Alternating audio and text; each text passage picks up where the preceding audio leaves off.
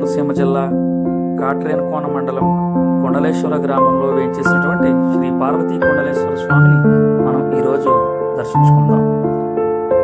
ముందుగా భక్తులందరూ కూడా ఈ వృద్ధ గౌతమి నదీ పాయందు స్నానాలు చేసి ఎంతో భక్తి శ్రద్ధలతో స్వామివారి దర్శనంకి వెళ్ళడం జరుగుతుంది. మరీ ముఖ్యంగా ఈ కుండలేశ్వరం యొక్క విశిష్టత ప్రాముఖ్యతను గురువు శ్రీ చాగంటి కోటేశ్వరరావు గారు వారి ప్రవచనాల్లో చెప్పడం జరిగింది.